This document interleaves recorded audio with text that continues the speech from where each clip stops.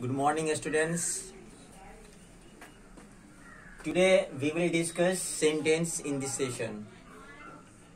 Students, आपको first video में first session में आपको बताया था वर्ड, सेंटेंस, लेटर्स. आज सेंटेंस और सेंटेंस के काइंड को हम समझेंगे.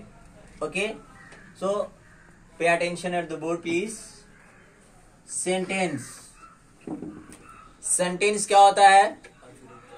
शब्दों का समूह होता है, यानी बहुत सारे वर्ड से मिलकर एक सेंटेंस बनता है.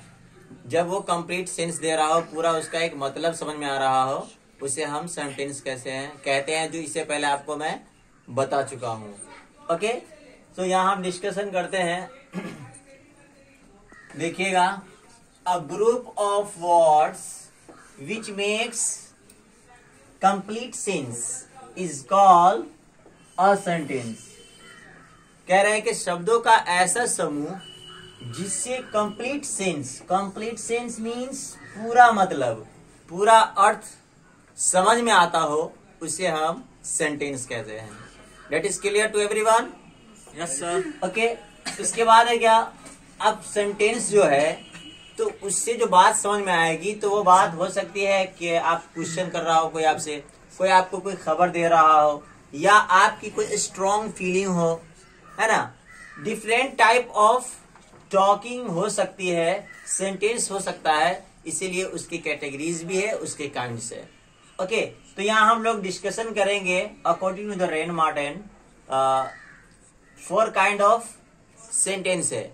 बहुत सी बुक में 5 काइंड भी है, उसको मैं इंक्लूड करूंगा, कहाँ पे 5 काइंड होता है और कहाँ पे 4 काइंड होता है.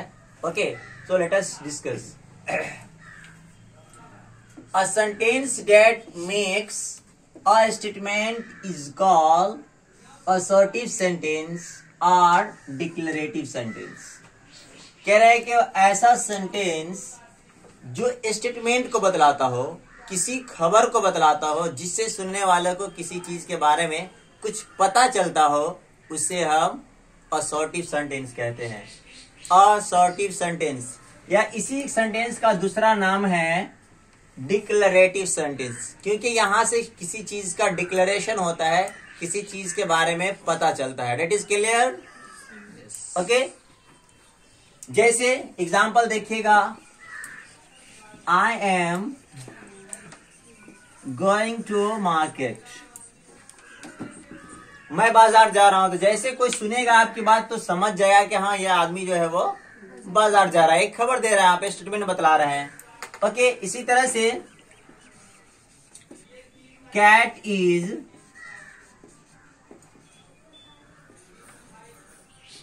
Sitting on the wall. आप देखें कि बिल्ली कहाँ है, दीवार पे बैठी है. तो जैसे आपने क्या कहा, cat is sitting on the wall, तो जो आदमी सुनेगा उसे समझ में आएगा कि हाँ, ये जो आदमी है वो स्टेटमेंट दे रहा है बिल्ली के बारे में, कि बिल्ली कहाँ पे है, दीवार पे. ओके, अगला पॉइंट देखिए आप. A sentence that asks a question. A question क्या कह रहा है? ऐसा सेंटेंस जो क्या कहता हो, क्वेश्चन को पूछता हो, जिसके माध्यम से, जिसके जरिए से हम क्वेश्चन करते हैं, is called an interrogative sentence. इसको क्या कहते हैं? इंट्रोगेटिव. क्या कहते हैं? इंट्रोगेटिव सेंटेंस, क्योंकि इसमें क्वेश्चन होता है ना. और जहां जहां जिसे हम सवाल करते हैं, किसी से प्रश्न पूछते हैं, उस सेंटेंस को हम हिंदी में प्रश्नवाचक वाक्य बोलते हैं, और इंग्लिश में इंट्रोगेटिव सेंटेंस कहते हैं, उर्दू वाले इसे सवालिया जुमला भी कहते हैं. That is clear? जैसे आप पूछते हैं किसी से, what is your name please. आप बोलते हैं ना, भैया आपका नाम क्या है, व्हाट इज योर नेम. या आप पूछते हैं, वेयर डू यू लिव. आप कहाँ रहते हो, है ना. या आप क्वेश्चन करते हैं, how are you. How are you, आप कैसे हो.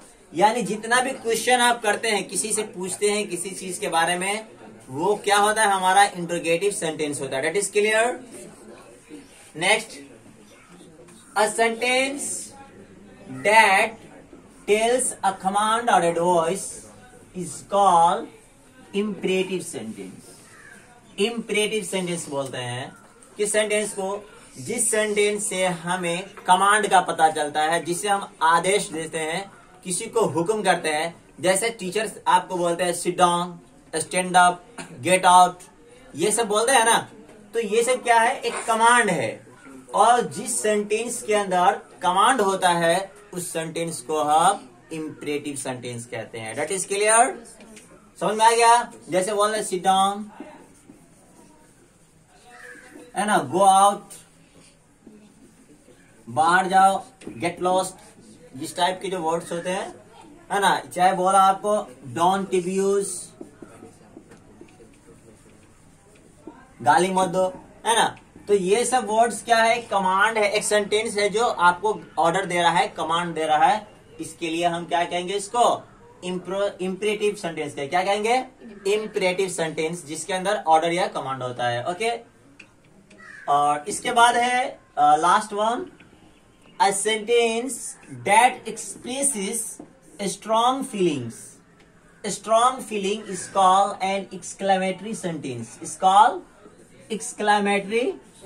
Exclamatory pronunciation should be correct. Exclamatory, exclamatory, exclamatory sentence. Okay, देखिए यह सेंटेंस क्या है, एक्सप्रेस करता है, यानी जो फीलिंग है इंसान के अंदर की स्ट्रॉन्ग फीलिंग, उसको बाहर लाता है, उसको शो करता है।